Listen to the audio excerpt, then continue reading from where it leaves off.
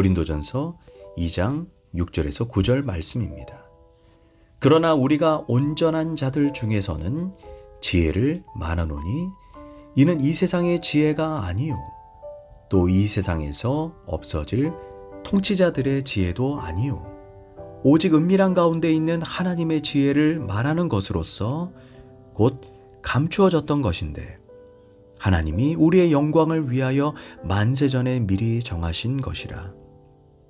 이 지혜는 이 세대의 통치자들이 한 사람도 알지 못하였나니 만일 알았더라면 영광의 주를 십자가에 못 박지 아니하였으리라.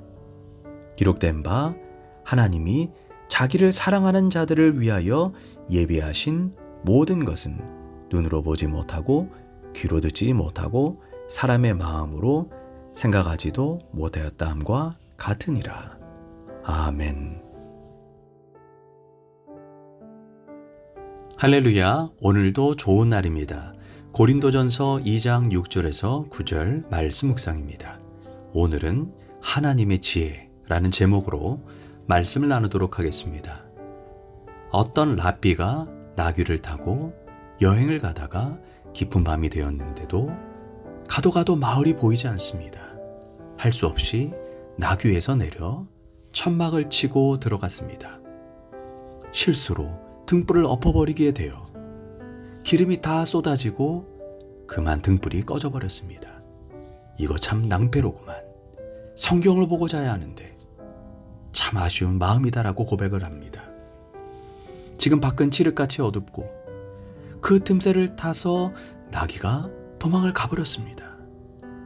할 수 없이 내일부터는 걸어가게 생겼습니다.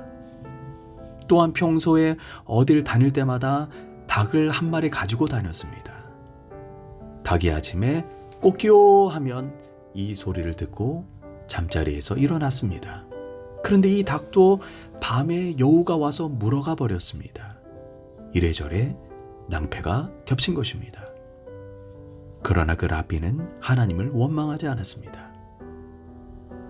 밝은 아침이 되어 일어나 보니 캄캄해서 몰랐을 뿐이지 어떤 마을이었습니다. 그런데 이게 웬일입니까? 사방이 다 불과 연기입니다. 지난밤에 강도떼가 들어와 사람을 모조리 죽이고 모든 물건을 모조리 약탈해 간 것입니다. 그때서야 깨달았습니다. 만약 켜놓은 등불이 그대로 있었다면, 만약에 당나귀가 있어 놀래가지고 음매했으면, 혹시나 닭이 꼬끼요 했으면 그도 영락없이 강도를 만나 죽었을 것입니다. 그런데 이 세 가지를 다 잃어버렸기에 그는 살았던 것입니다. 그는 말합니다. 하나님, 모든 것을 다 잃어버리게 하신 것에 감사합니다. 우리는 꼭 내 마음대로, 내 계획대로, 내 판단대로 되어야 최선의 길이라 생각하지만 절대로 그렇지 않습니다. 우리는 넓은 시각으로 하나님의 눈으로 볼 수 있는 하나님의 지혜가 있어야 합니다. 고로 지혜로운 자녀는 부모가 잘해줄 때도 사랑이지만 때릴 때도 사랑이라는 것을 분명히 압니다. 또한 꾸지람도 사랑이고 잔소리를 해도 사랑이라는 것을 압니다. 이것이 지혜로운 자녀입니다. 그러나 어리석은 자녀는 선물을 주면 부모가 자기를 사랑하는 것이고 한 대 때리면 미워하는 것이라고 생각합니다. 그래서 부모를 놓고도 사랑하는 사람이 되었다가 원수가 되었다가 하는 것입니다. 성숙하지 못한 것이고 지혜롭지 못한 것입니다. 하나님의 지혜는 하나님을 사랑하는 자, 곧 그 뜻대로 부르심을 받은 자는 모든 것, 행복뿐 아니라 불행, 성공뿐 아니라 실패, 내 뜻대로 또는 내 뜻대로 되지 않는 것, 이 모든 것이 합력하여 선을 이루는 것, 이것이 하나님의 지혜입니다. 자기 뜻대로 되었다면 그 랍비는 죽었을 것입니다. 우리는 이 높은 지혜의 경륜을 이해해야 합니다. 오늘 본문은 세상의 지혜와 하나님의 지혜에 관한 말씀입니다. 먼저 세상의 지혜에 대해서 이렇게 말씀합니다. 6절입니다. 그러나 우리가 온전한 자들 중에서 지혜를 말하노니 이는 세상의 지혜가 아니요 또 이 세상에서 없어질 통치자들의 지혜도 아니요. 여기에서 이 세상의 지혜는 없어질 것이라고 말씀합니다. 무슨 말이냐? 오늘은 지혜처럼 보일 수 있으나 그 지혜가 오래가지 못해서 내일은 지혜가 아닐 수 있다는 것입니다. 즉 한시적이고 일시적이라는 것입니다. 과거에 권력을 얻어 천하를 호령하던 사람들 지금 어디에 있습니까?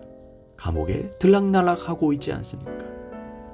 과거에는 부러움의 대상이었으나 지금은 어리석고 비참합니다. 권력? 그거 아무것도 아닙니다. 그야말로 화무시비롱, 추풍낙엽 그뿐입니다. 인기는 어떠합니까? 한때 인기 절정이었던 그 사람, 지금은 어디로 사라졌습니까? 이 세상의 지혜로 돈 많이 벌면 좋을 줄 알았는데 돈 벌고 나니 가족 모두가 원수가 됩니다. 장례식장에 가보면 옆방에서 형제끼리 싸우는 사람 많습니다. 그저 돈이 원수구나 라는 이런 생각이 듭니다. 다 지혜롭지 못한 것입니다.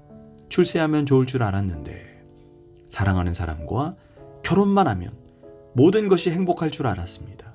그런데 안 그렇습니다.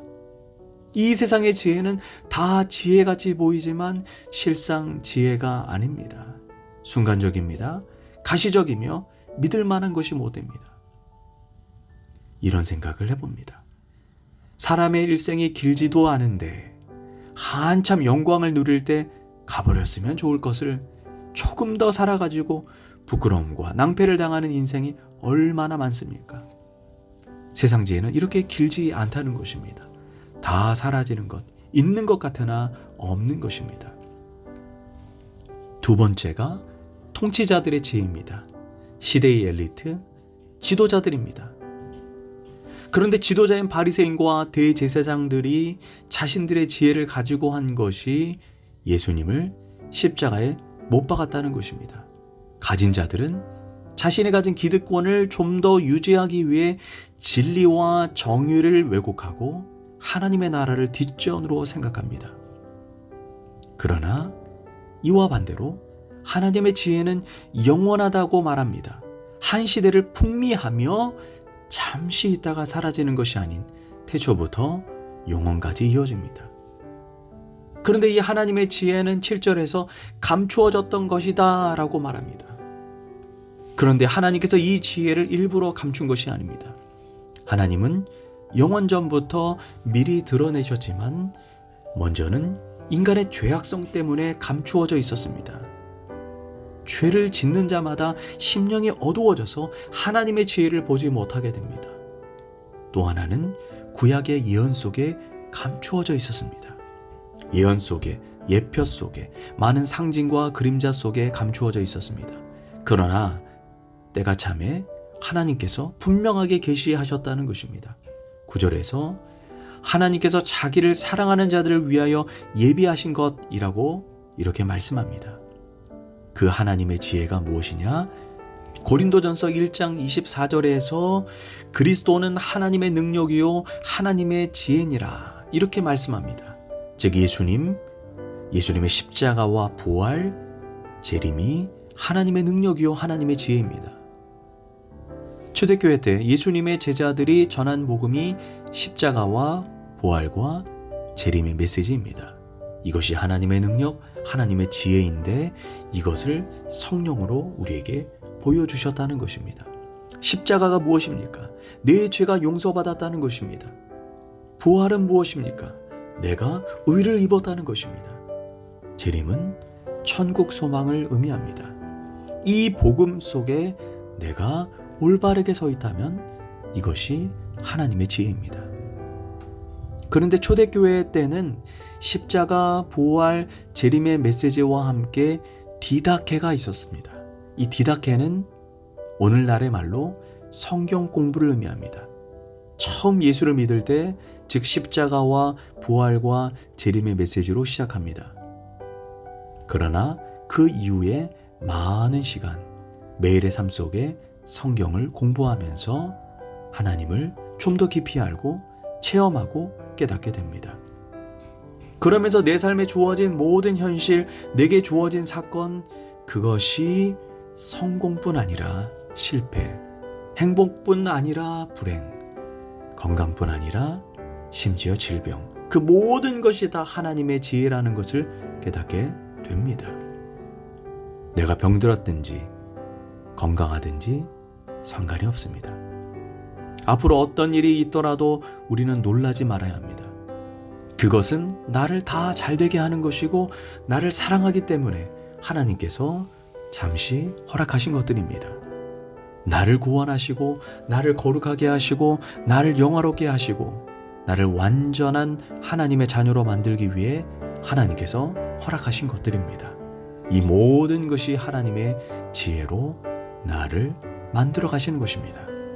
우리가 하나님의 온전하신 지혜를 믿고 신뢰한다면 내 삶에 발생한 그 모든 것이 다 사랑이라는 것을 깨닫게 될 것입니다. 그렇다면 내게 무슨 걱정이 있겠습니까? 기도하겠습니다.